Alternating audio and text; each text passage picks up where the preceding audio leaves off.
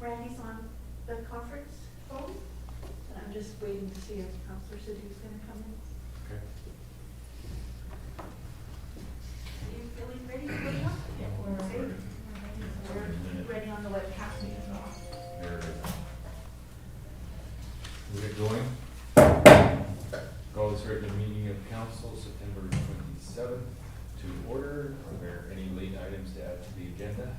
Yes, we have 1K1 correspondence as late item. Thank you. Now look for an adoption of the agenda as amended by adding item K3, correspondence letter of support request from Dynamic Race Event Series, South Okanagan Amateur Players Society, and Oliver Tourism Association. Can I get a mover? Move. Second. Call the question. All in favor? Motion is carried. Moving to the consent agenda, are there any items on the consent agenda that council would like removed for discussion? Not seeing any. We're going to get a mover to that the September 27th, 2021 consent agenda be adopted. Moved. Seconded. Any further discussion? Call the question. Those in favor? Opposed? Motion is carried. And we'll move to committee reports. And we'll get a report from the committee of the whole meeting this evening from Chairperson Veintimilla. Thank you, Your Worship. So we had quite a lengthy meeting this afternoon. We started talking about COVID-19 Safe Restart funds and ways in which to use those funds. So we did look at a lot of different ways to use the funds, made some decisions on items to move forward with, and others will be returning with more information attached in the near future. We looked at budget timelines and a historical perspective on tax trends and comparisons, and set the budget process for the coming months. This is the first time for me, and I don't know if it's the first time ever, but we'll be doing general water and sewer all at once instead of doing water and sewer first. And if all goes according to plan and to the schedule, we'll be done before the end of November. We looked at disaster mitigation and adaptation. Council decided, I have the motion here, to have staff outline a strategy for building Oliver's resilience to potential water infrastructure failure caused by natural disasters such as drought, earthquake, wildfires, etc. And for staff to discuss with OIB on building our water capacity. We made our 2022 council appointments, nothing changed from last year. And we decided unanimously to have a council Christmas dinner of sorts this year. And that's the end of my report. Thank you, Councilor Veintimilla. Moving to water matters, our first item is the water quality summary report for August 2021. Report is attached, but I'll pass it over to the Director of Operations if there's any highlights he'd like to mention. Thank you, Your Worship. I'll just do a brief summary of the August 2021 report. Some of the key things. As Council knows, we went to stage 3 water restrictions, and for domestic water consumption, it reduced our domestic water consumption by 16.6% on average. So that was nice to see, actually. So it was working and helping us out. Public works staff and other staff and by law did end up talking to a lot of customers that were using water and irrigating on the wrong days, and we did say this year we want to educate everyone a little bit more, and then next year have a better plan going forward and more information for the public. Temperatures for August, there was 19 days out of the 31 days that were over 30 degrees Celsius, and still minimal amounts of rain. Just not as bad as late June and the month of July, obviously. And we did have a temporary, I think something, I was trying to remember what the guy said, there was something that, then we had an issue at Hester Creek. There was something that plugged, and some debris that plugged Hester Creek, and I can't recall exactly what what happened there, but it was dealt with right away. And minor electrical issues at Miller Road. And just looking at the 7-year averages for the month of August, and I believe for surface and domestic water, we were right at or just below those averages. And that, of course, helped with the temperatures reducing and the water restrictions and so forth. And that was it, unless council had any other questions. Any questions for the Director of Operations? Councilor Grace? Thank you, Worship. I'm just wondering when you think we might head back to stage 2 or stage 1 and how the well levels are looking right now? We were discussing that, and the irrigation season's almost done. To drop it back, I mean, we could drop it back, but we were thinking of just keeping it on now. There is an issue still at one well.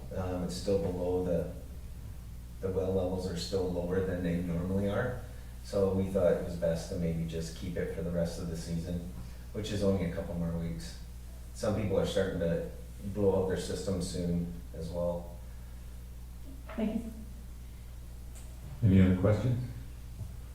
Councilor Michelle? Yeah, just more on operational on the canal. I know that you're saying that Hester Creek was flooded. Probably algae. There's so much algae. And I know. Do we flow just what we need, Sean, or can we? Because we spill the rest anyway, so it goes back into the river system. I'm just wondering how you guys maintain that, because I know that if it's flowing more rapidly, you won't get as much algae buildup, and then we just spill the excess, or what? How do we actually operate that? We do reduce. I mean, algae right now isn't going to grow quite as much, but Yeah. we do reduce the amount that we divert from the river this time of the year. It usually goes on consumption, right? So we'll reduce as needed. We haven't kept the flows up as high as we were in the summer.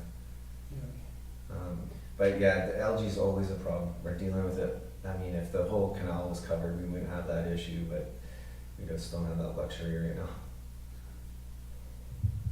That's it. I'll move the receipt. Okay, moved. Seconder? Second. Any further discussion?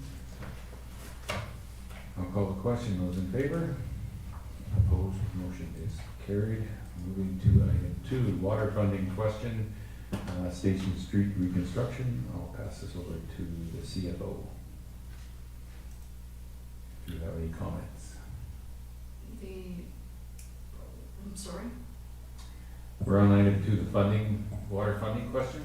You got an answer back from KPMG? Oh, okay, I didn't, sorry, I didn't realize that it was on the agenda, that's what we were reading. So our auditor, Murray Smith, he recommended that that the cost be allocated according to the engineer's report. That seemed to make the most sense to him. But there was another option. We could determine the portion of the cost related to the fire hydrant and charge these to the fire reserve and charge the remainder to water. However, he also brought up that, like Sean did, that fire hydrants are also used for flushing. So it's not like they don't serve a purpose for water.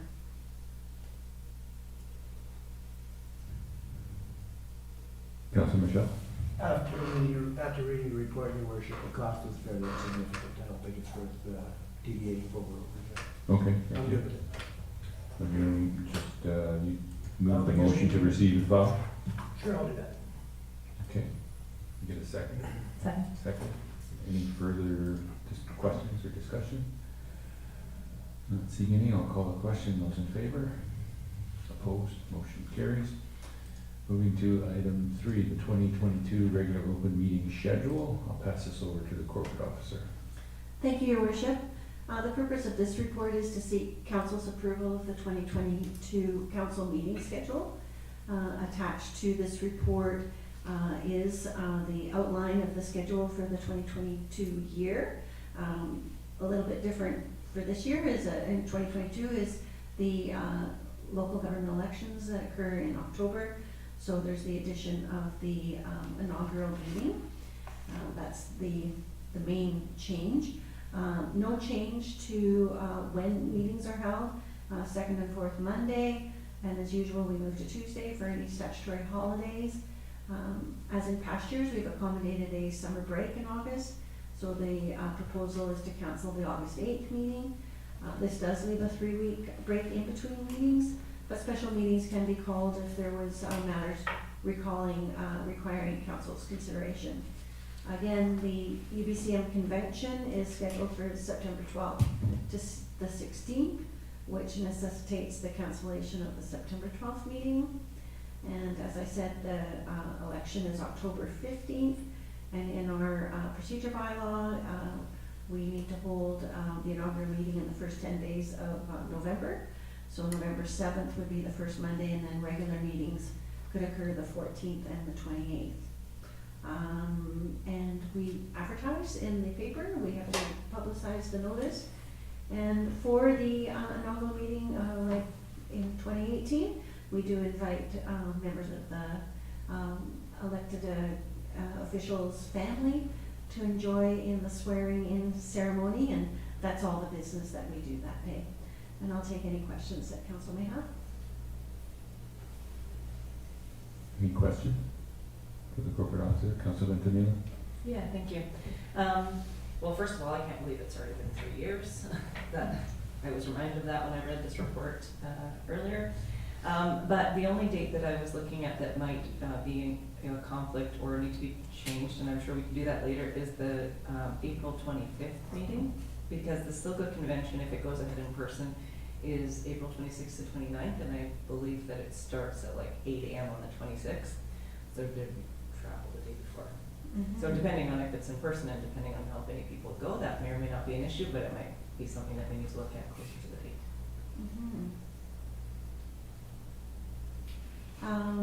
Yes, we could, when we know that that convention's what is going to occur for that convention, we can amend the schedule if you choose, or we could choose an alternative date now. It's ultimately, it would have to be the Monday before. Yeah, if I may, is it an issue to amend the schedule like later on? No, just it would require re-advertising or posting of a notice of some sort so that the public is aware. It doesn't, it's fine for me either way. I'm fine to move it to the week before, which leaves less times advertising. Councilor Gray? Thank you, Worship. I would agree if it does go ahead in person that it would probably need to be changed. The plan is to go in person, but we never know at this point what's actually gonna happen in reality, so. But, yeah, as far as whether we change it now or later, I don't have any strong feelings, but can we think of how to change? I would suggest we just leave it for now. Okay, thank you very much. Okay. Any other questions for the corporate officer? And we have a motion that council approve the 2022 regular open meeting schedule and proceed with public notification. Move. Second. Any further discussion or questions? Not seeing any, I'll call a question. Those in favor? Opposed? Motion is carried. Anything to report this evening, Water Council, Michelle? Just this afternoon's meeting, you were incredibly busy with harvest, so. Okay. And do we have Councilor Sidhu? Did he get in? Councilor Sidhu is not on the Zoom call. Okay. Then we will move on to development permit, variance permits. Development permit with variances, 6158 Kootenai Street.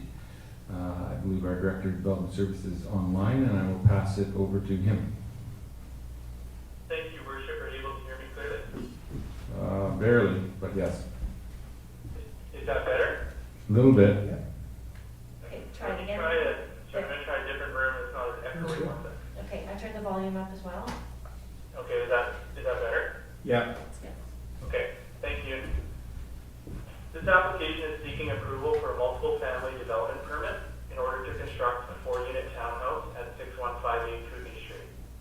The proponent is also seeking a variance to decrease the required off-street vehicle parking spaces from 9 to 8 and decrease the minimum amenity space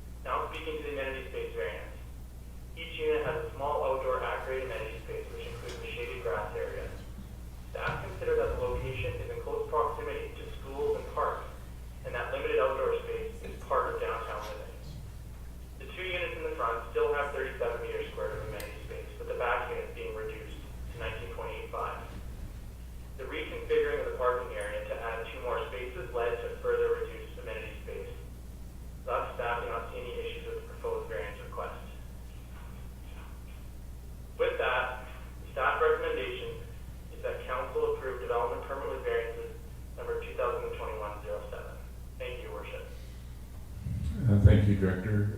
Questions for the Director?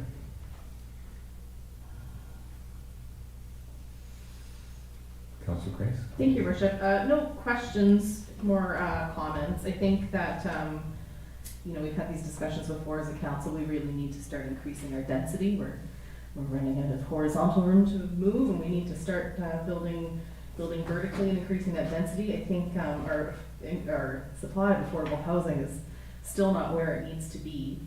I know that there are people in town who've lived here their whole lives that can no longer afford to live here because that supply is so low. People can basically just charge whatever they want, and it's becoming unaffordable to live in people's own hometowns. We did ask the applicant to increase parking from 6 to 8, which he did.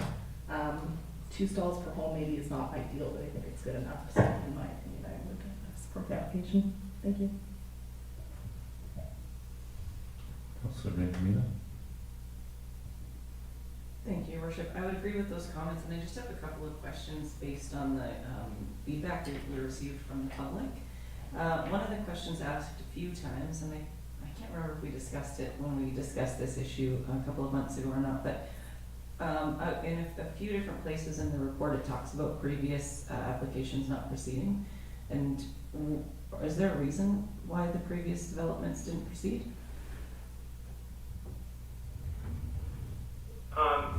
Thank you, Your Worship. Was the question if there was reasons why the previous developments did not proceed? Yeah. Yeah, I'm not aware of why. I mean, the only thing I can think of is that in 2008, that was when the sort of the market crash had happened. Maybe that's why they decided to not go ahead, but beyond that, I'm not sure why the applicants did not proceed. Thank you very much. That's it for now. Councilor Schwarzenberg? Thank you, Worship. Yeah, I am reasonably satisfied. We denied the previous application because of having parking, only 6 parking spots for 4 4-bedroom units. They've come back and downsized 2 of the units to 3-bedroom and added 2 parking spots. So I think they listened to our objections before, and I'm pretty confident that this should go ahead. Thank you. Councilor Mattis? Thank you, Your Worship. I might as well jump in as well. Yes, they've given us more parking, but they've taken away amenity space for a couple of the apartments. I was just looking at our zoning bylaw. I know that this is a transition zone and that we do intend to increase density through the area, but it is right across the street from where we are right now, and before we came into council, I stood out and looked at the character of the neighborhood. I don't believe that this building fits into the character of the neighborhood whatsoever. I think that 3 units with proper parking and proper amenity space, as opposed to cramming in 4 units, would be better for the property. When I look at the chart provided by the director, maximum lot coverage 45% is allowed. They're proposed at 44. So they're using every possible square inch. And I know that they're allowed to do that, and it may be the right thing in some circumstances. I think until the neighborhood transitions a little bit further, with more properties being redeveloped into multifamily housing, that would be a more appropriate time to go to from 1 unit to 4 units. I think 2 or 3 would be more appropriate at this time. I will probably stand alone, but I will stand against this. I'll add my comments to it. My biggest problem with this is the additional parking that's added. I don't see how that's going to work. You're going to have 1 vehicle and then another one come in behind, and somebody's going to have to move. I mean, they're not parallel to each other. One is in behind the other parking spot. It's an innovative way, but I think it doesn't really meet the intent of 8 individual parking spots. I still see 6 individual parking spots, and then 2 kind of hidden in behind there. I do agree with some of the comments that the parking on Kootenai is just going to get hammered. At the end of the day, it's already a challenge, and then we're going to add this on there. I think I agree with Councillor Mattis' comment that 3 units would be better than 4 and would provide parking that would, all the parking stalls would be accessible without having to move vehicles around, so I as well will not be in support of this variance permit. Any other comments or questions for the director? Councillor Veintimilla. I do have a question actually, and it was in, I could scroll and try and find it, but I don't know if I'll find it right away. It was regarding the parking specifically and talking about how 8 stalls being accessed from the back is better than a driveway coming off of Kootenai Street and taking away parking from Kootenai Street. Is that even something that's possible in that zone? Because there's no, I think there's one other property that has a street side driveway, but is that something that could actually be done? Director? Thank you, Your Worship. My understanding is that there could be driveways. There's been designs in the past that have been approved for this property with the driveways in the front. But it's not ideal because, as you can tell, there is a lot of on-street parking that's used in the area, and as soon as you have driveways, then people can't park behind the driveways and block the driveways. So it would also require the building to be moved back. Right now, the setback, the front setback, I believe, is 4.5 meters. That would need to be pushed back. The building would need to be pushed back to approximately 6 meters so that the vehicle could fit in front of the building. There also is quite an elevation change as well, and obviously just redoing the work, breaking the curb and putting in a letdown for a driveway. So it's definitely not an ideal solution, but my understanding is that it is possible. But if you need a 100% answer, I believe the Director of Operations could comment on if a driveway on that street is possible.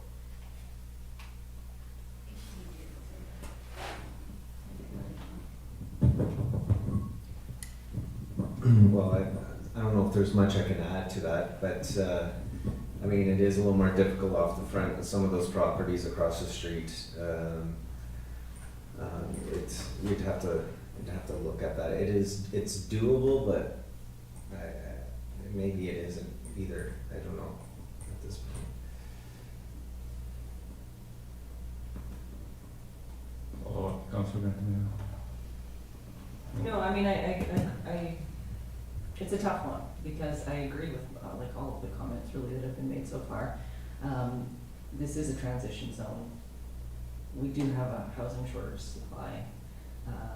The property is zoned for multifamily.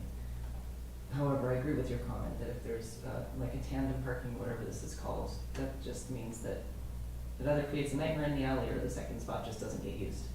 And the only way to reduce the amount of lots needed is by reducing the units actually on the property. So I'm just working all through it all in my brain. Councillor Schwarzenberger. Thank you, Worship. And I see some of those issues as well, but, I mean, the tandem parking spots, I live in Penticton now, and there's lots of places with tandem parking spots. They're usually assigned, the 2 spots are assigned to 1 unit, so a husband and wife, whoever comes in first, takes the front unit and the other person drives in behind them, and then if they have to go out that evening, whatever car's in the rear is the car they use. I'm just worried that if we go away from this, and I think this is a good project, I note that the maximum height in this zoning is 18 meters, and this unit is only 7 meters tall. So you could build a three-story unit or above, probably a 4-story unit, and still be in the height restrictions and not have any of the other parking issues. But would that fit in any better with the neighborhood? I doubt it. So I think this, while it may have a few glitches here and there, I think it's a viable program. Thank you. Do you have your hand up, Councillor? I did briefly. It was just, again, to reiterate the parking, but Councillor Schwarzenberger did that. And also to point out that we did receive virtually no support from the community for this project. They're saying they don't want it, and I think that we need to listen sometimes.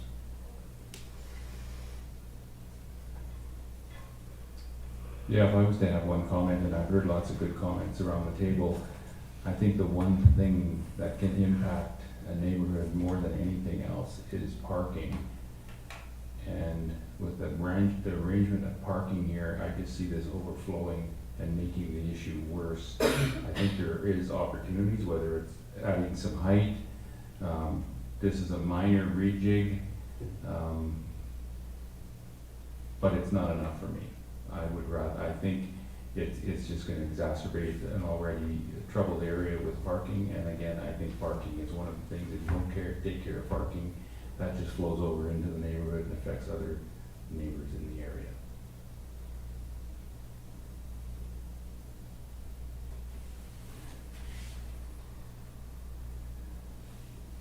With no other comments, Councilor Mass? Well, I was gonna say with no one else jumping forward, that I would make the motion that council deny development permit with variances number 2021-07. I'll second that. Any comments? I'll call the question. All in favor? Opposed?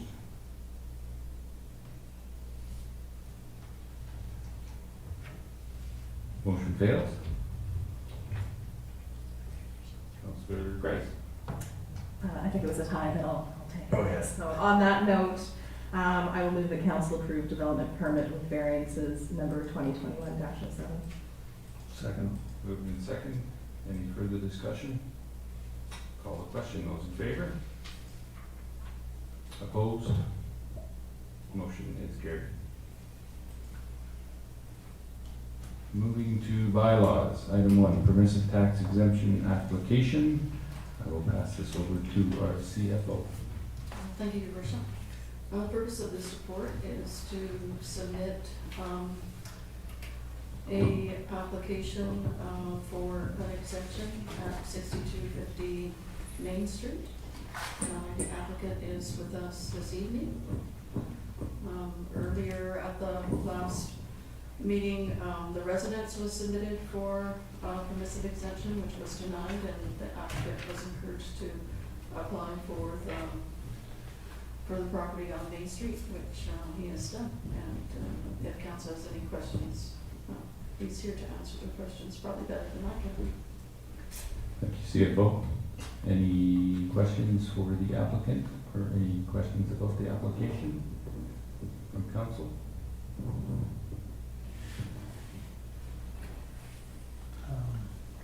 I have to get to it here. Sure, take a minute.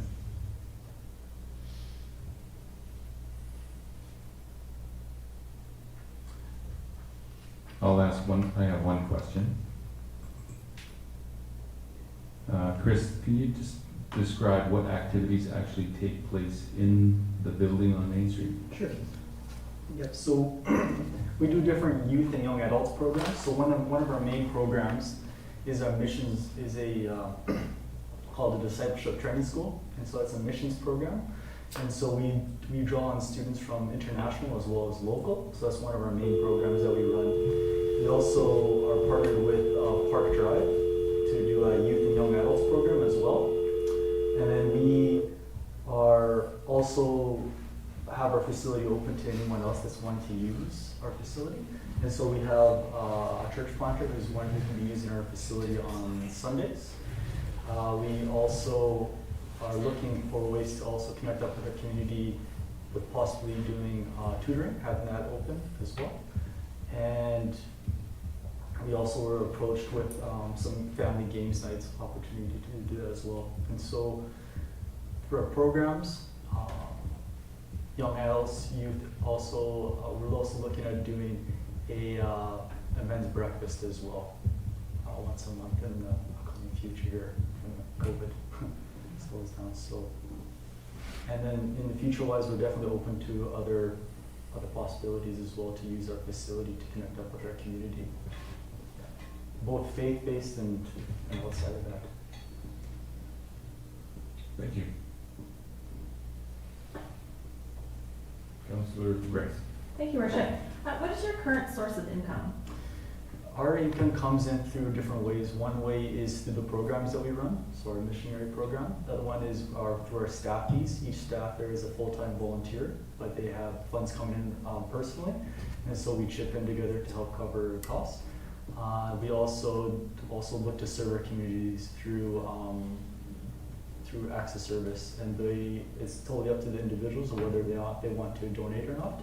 So through random donations, through supporters, personal supporters, as well as our base supporters, our mission supporters, and through our programs. Councillor Schwarzenberg? Thank you, Worship. Chris, is Okanagan Global Gateway Foundation, is it a nonprofit organization? It is, yeah. Recognized by the government It as is, such? yes. Great. And is there any of your staff or clients residing at the property? Not at the ministry center in town. Not in the commercial building. No. No. Okay. Just on the house. Okay, that's good. Councillor Mattis? Thank you, Your Worship. I noticed on your financials, the statement of operations, Chris, that in 2020 you had student fees of $65,000. In 2021 you have $1,368. What changed? Okay, so I know that we sold our property. We were out on Island Road there, and so after selling that property, we purchased a house as well as our commercial building in town. Through that last year, we did not run really any programs at all. So we had a drop within finances, but spending wise, we had to fix up our ministry center, and so the different finances came in through the serving that we did within our community. Do you intend to go back to the student fees as a source of revenue? Yes, definitely looking at doing other programs to help bring in the finances for sure. Yeah. Right now that's one of our programs we're running right now, but due to the situation, it's kind of hard to draw international some students at this time. So. Okay.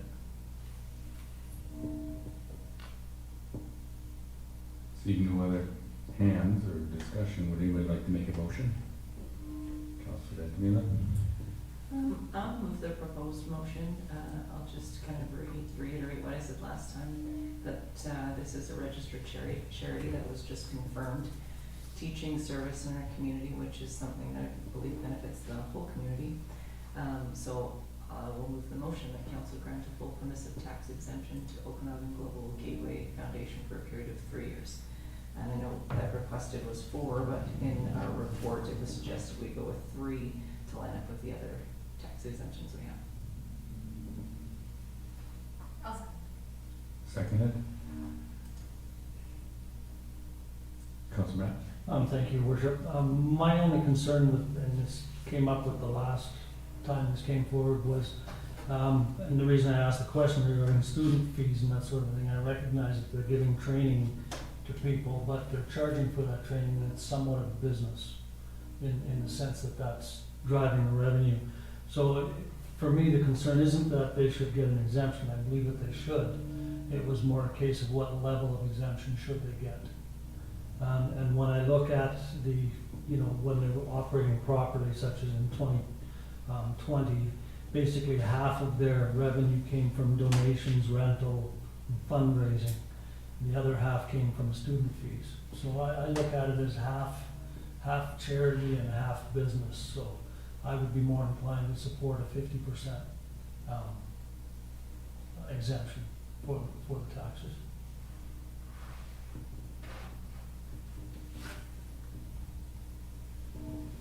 Any other comments, questions? Not seeing any, I will call the question. Those in favor? Opposed? Motion is carried. Moving to item 2, permissive tax exemption bylaw amendment 1398.01. I will pass this. This is for first, second, and third reading. I will pass this over to our CFO for any comments. Thank you, Your Worship. this, purpose of this report is to amend the permissive tax exemption bylaw 1398 with the additional application received from Okanagan Road Gateway Foundation for the property at 6250 Main Street. And also to update the land title name changes onto properties that were previously approved for exemption. Thank you.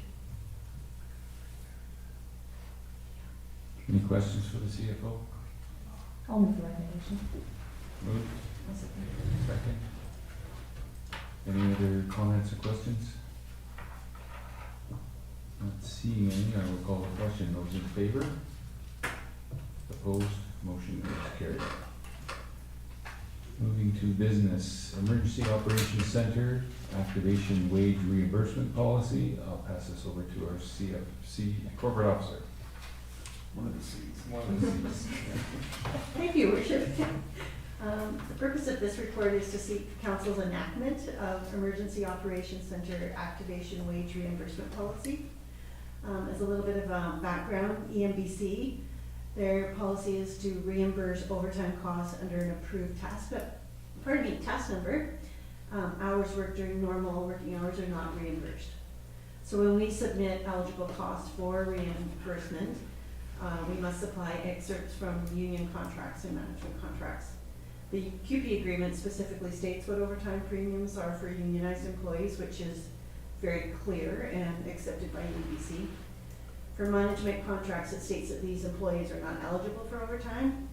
So to work around that, we often just attach a letter that it's our policy or our process that managers working overtime, that they would get overtime costs as well.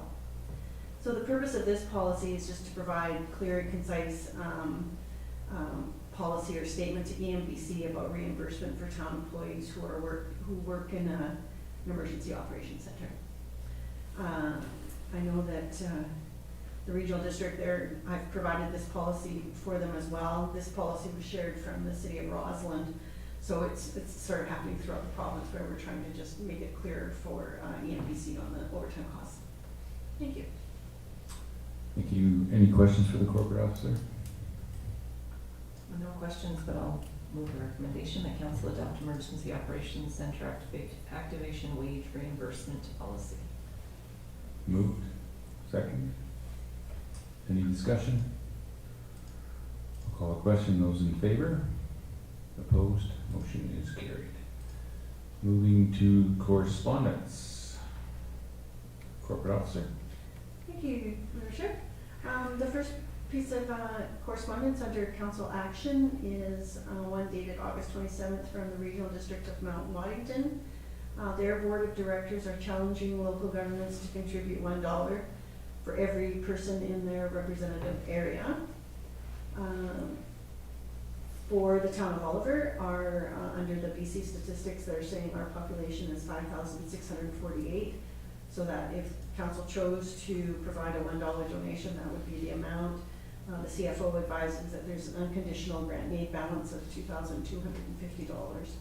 So there's a couple of resolution options. One may be to support RDMW's challenge to support Village of Lytton's rebuilding, or you may wish to receive and file. Really tough one.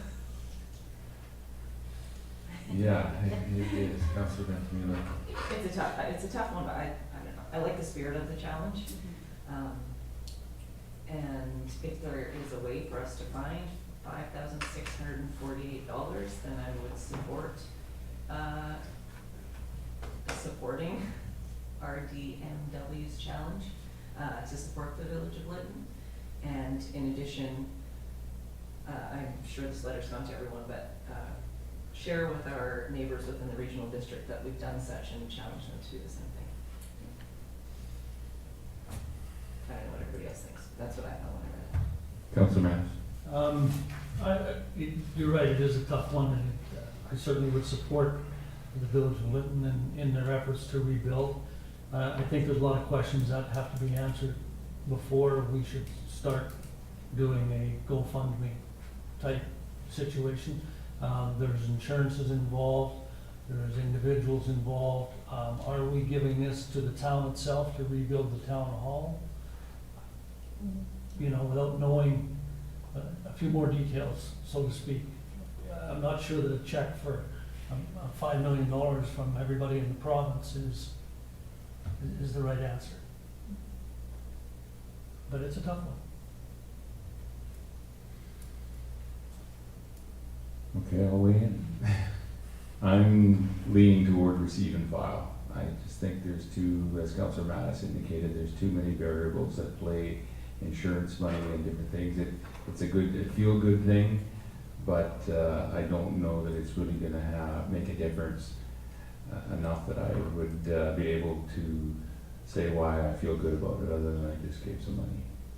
And 5,000, how much is it? 56 is a lot of money for the town of Oliver, and I would favor receive and file. Councilor Rice. I'll jump on the curmudgeon train and agree with the mayor on that one. I think it's nice, but we don't have a bunch of extra money sitting around to be donating. I think, for anyone at home that has, their donation budget and haven't put it to use yet, maybe this would be a nice place, but, I'll move that we receive and file. I'll second.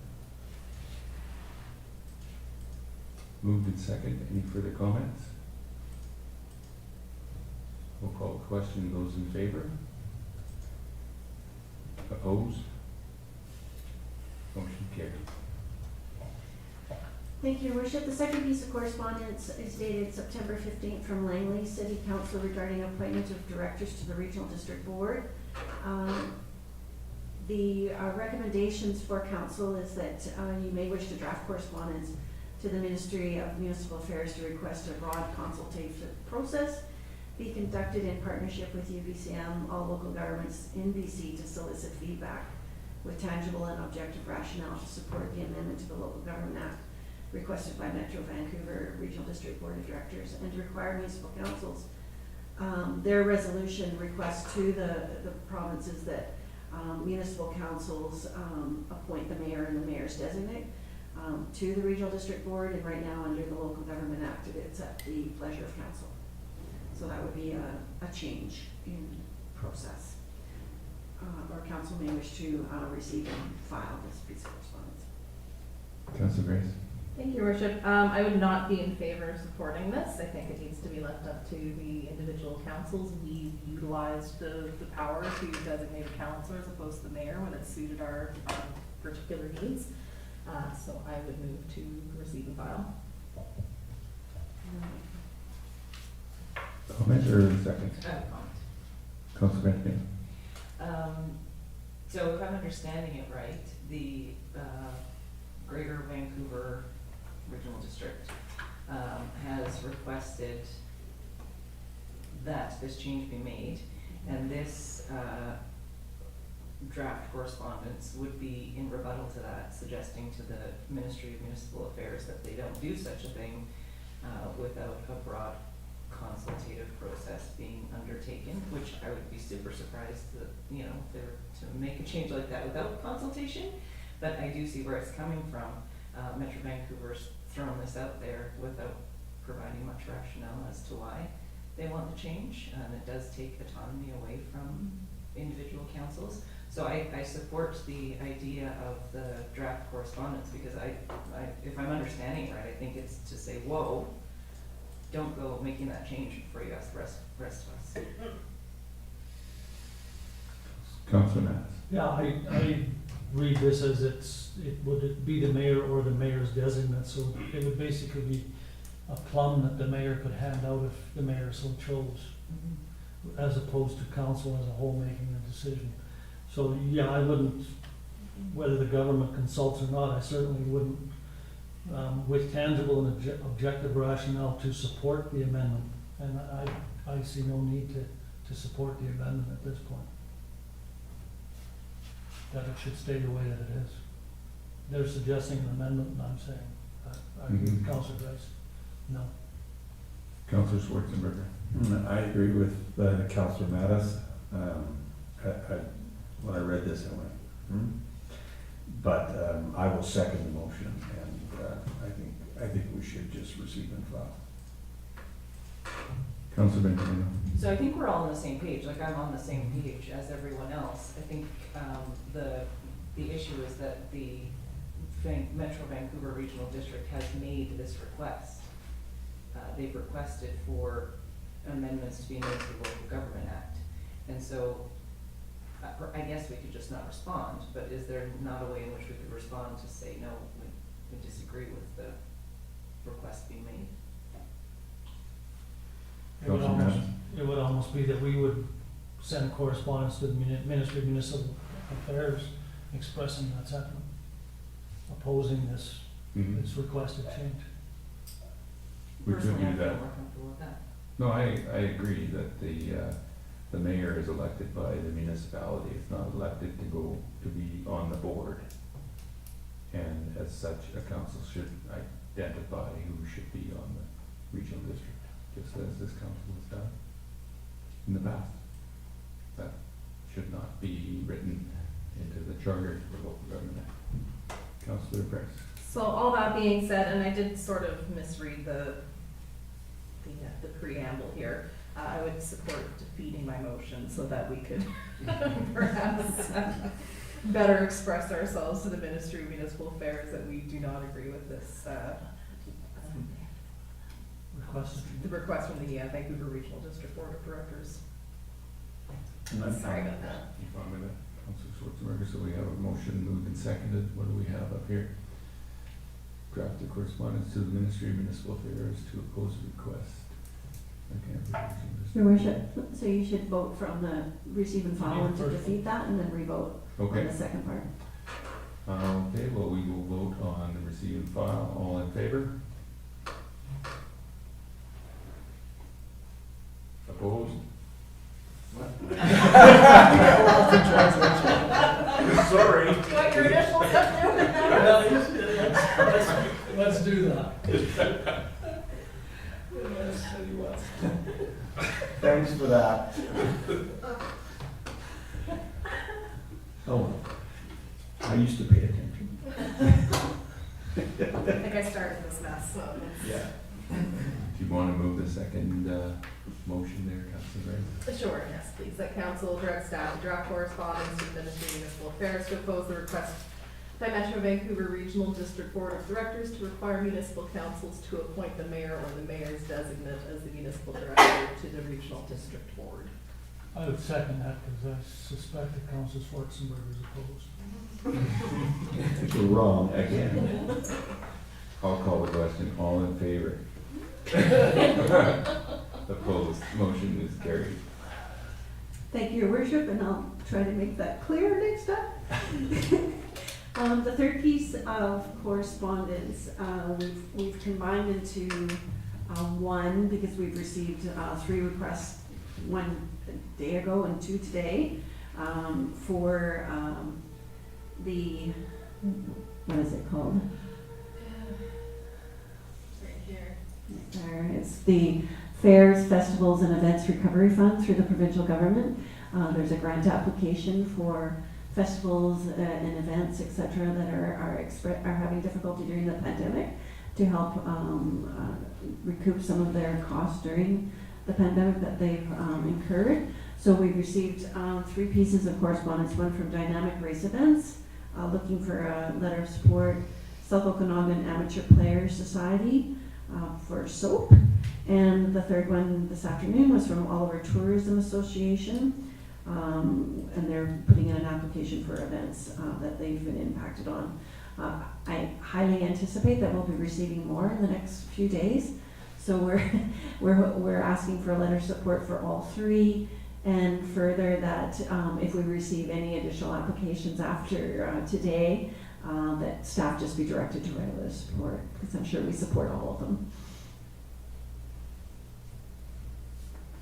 Councillor Grace? Thank you, your worship. I'm just not familiar with Dynamic Race Events. That's the triathlon that happens in the summer. Yes. Thank you. So someone like to make the motion? I will move the proposed motion. Moved and second. Receive and file, is that the one? Thank you. Wow, make one mistake. I will call the question if there's no other discussion. All in favor? Opposed? Motion is carried. Thank you, Your Worship, and this is an item of business arising out of the minutes, and approximately a year ago, Council received correspondence from the City of Roslyn with regarding to global, I'm just trying to find it here, Covenant. Mayors for Climate and Energy Change. At the time, the discussion was that Council saw the benefits of it, but asked just to receive and file it. But they did ask for me to follow up with the City of Roslyn on what costs they may have incurred to implement some of the actions that were outlined in the covenant. So before our CFO left Roslyn, I emailed her, and she's provided this comprehensive memo that speaks to some of the initiatives that the City of Roslyn put in under the climate action aspect. So I've just included that in the correspondence report for Council's information. Our CFO may be able to highlight it a little bit more if you have some questions.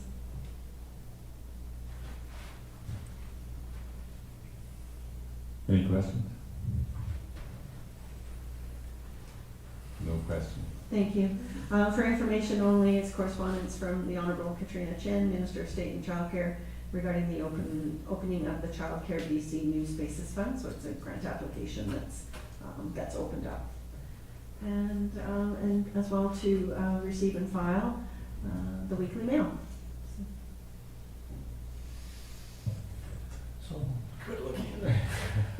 So moved. Seconded. Any further discussion? Call the question. Those in favor? Opposed? Motion carried.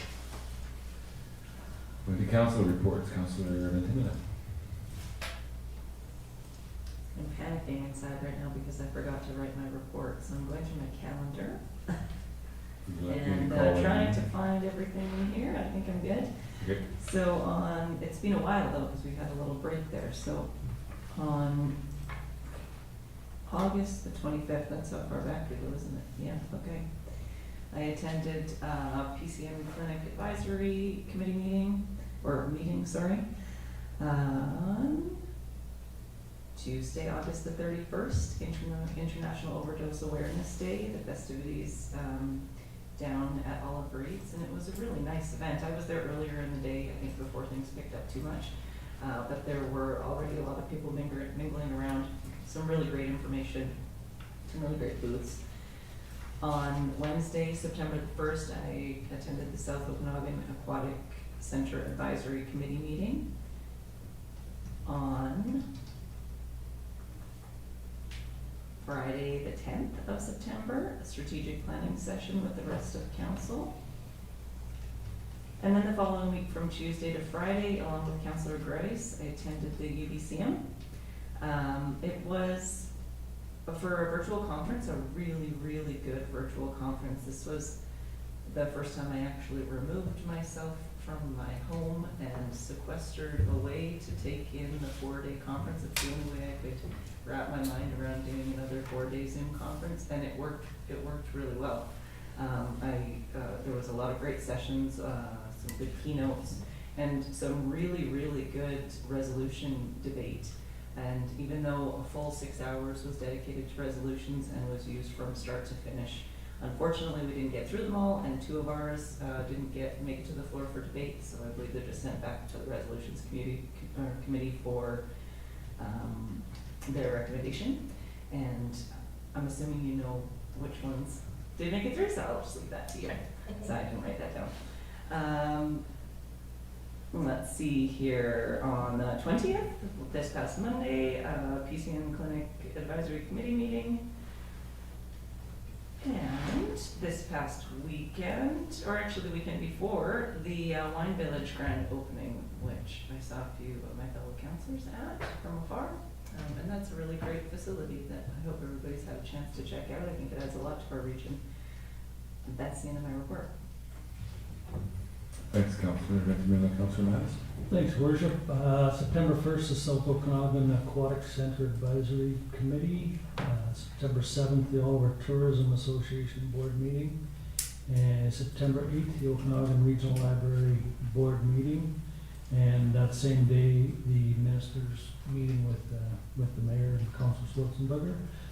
September 10th, strategic planning. September 18th in the morning, the fundraiser barbecue for the thrift shop. And September 18th in the afternoon, the grand opening of the Wine Village with Councilor Veintimilla and the mayor.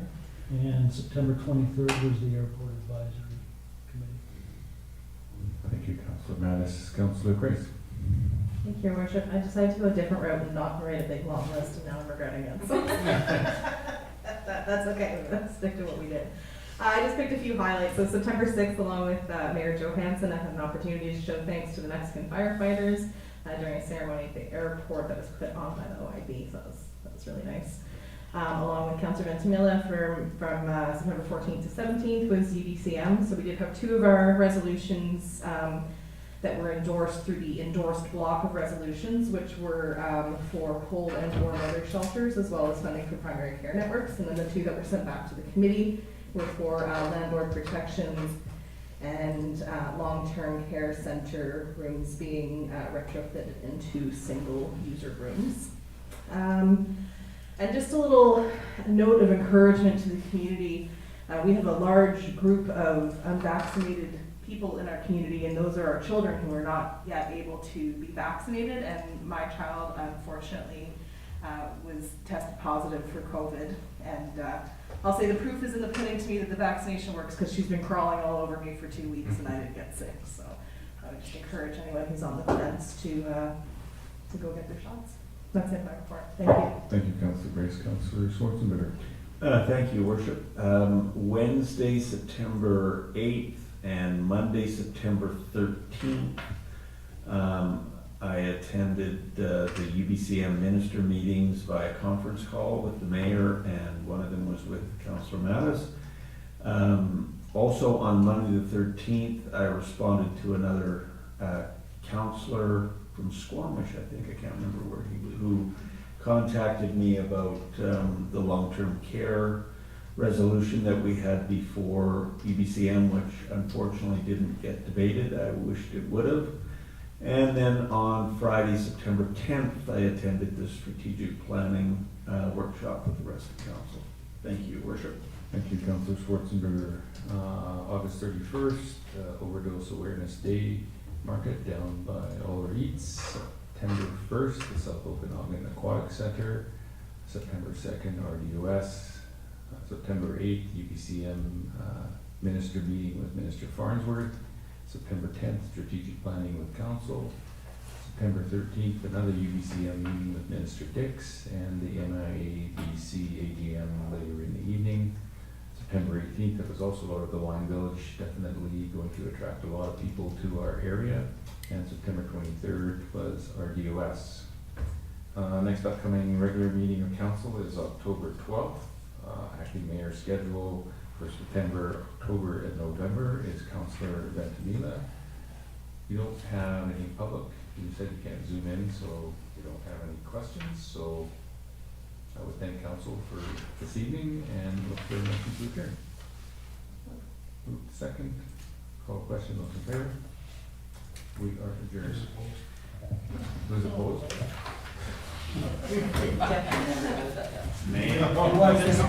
Who wants this meeting over with?